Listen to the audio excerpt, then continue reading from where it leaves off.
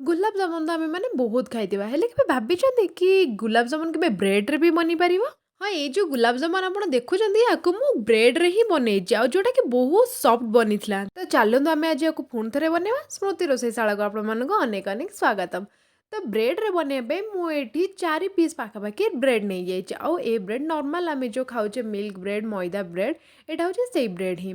ତାପରେ ଏଇ ବ୍ରେଡରୁ ଆମେ ଚାରିପଟରୁ ତାର ସବୁତକ ଯୋଉ ବର୍ଡର ଅଛି ତାକୁ ଆମେ କାଟି ନବା। କାହିଁକି ନା ସେଇଟା ଭଲସେ ମେଲ୍ଟ ହେଇନଥାଏ ଯୋଉଟାକି ଗୁଲାବ ଜାମୁନ ଭିତରେ ଗୋଟା ଗୋଟା ରହିବ।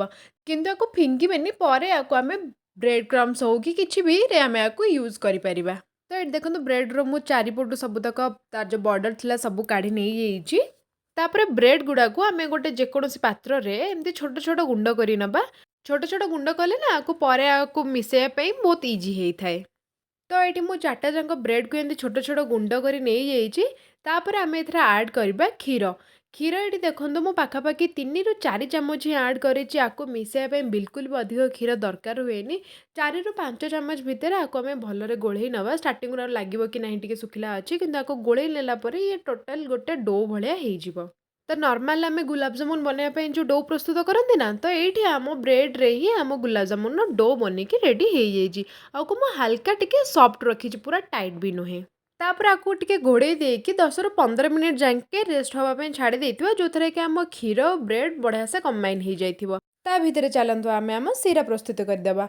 ତ ଏଠି ଗୋଟେ ପ୍ୟାନରେ ମୁଁ 2 କପ୍ ଏଠି ନେଇଛି ପାଣି, ତା ସହିତ ମୁଁ 1 କପ୍ ନେଇଛି ଚିନି। ମୋତେ ଟିକେ ମିଠା କମ୍ ଦରକାର ଥିଲା, ସେଥିପାଇଁ ମୁଁ 1 କପ୍ ନେଇଛି। ଆପଣ ଚାହିଁଲେ ସେମ୍ ନାଇଁ ତ ଫିର 1.5ଟା କପ୍ ପାଣି ନେଇପାରନ୍ତି। ତ ଏଠି ଭଲରେ ଫୁଟି ସାରିଲା ପରେ ଏଠି ଆମେ ଟିକେ ଇଲାଇଚି ପକେଇଦେବା।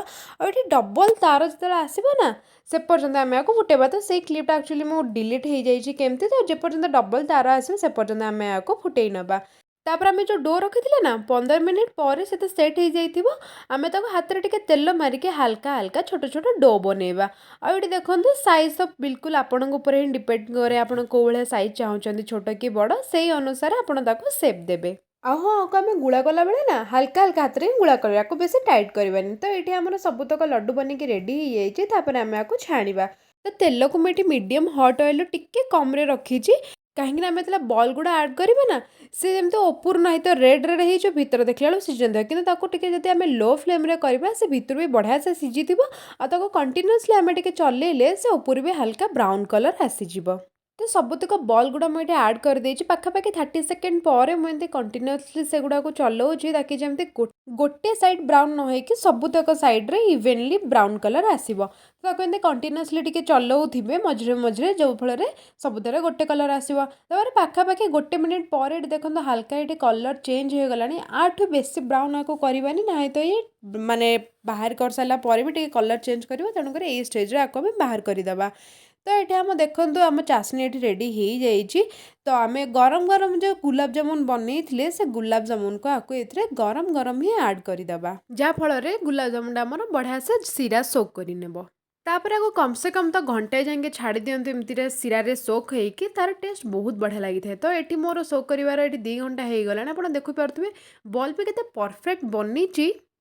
ଆଉ ୟାକୁ ଖାଇଲେ ବି କେହି କହିପାରିବେନି କି ବ୍ରେଡରେ ବନିଛି ବୋଲି। ତ ଗୋଟେ ଥର ଆକୁ ଘରେ ଆପଣ ନିହାତି ଟ୍ରାଏ କରନ୍ତୁ। କିପରି ଲାଗିଲା ମୋତେ କମେଣ୍ଟରେ ଜଣାନ୍ତୁ। ଯଦି ଭଲ ଲାଗିଲା ତ ଭିଡ଼ିଓଟାକୁ ଲାଇକ୍ ଆଉ ଚ୍ୟାନେଲରେ ସବସ୍କ୍ରାଇବ୍ କରନ୍ତୁ। ଆମେ ପୁଣି ଦେଖା ହବ ଗୋଟେ ନୂଆ ଭିଡ଼ିଓରେ। ଜୟ ଜଗନ୍ନାଥ।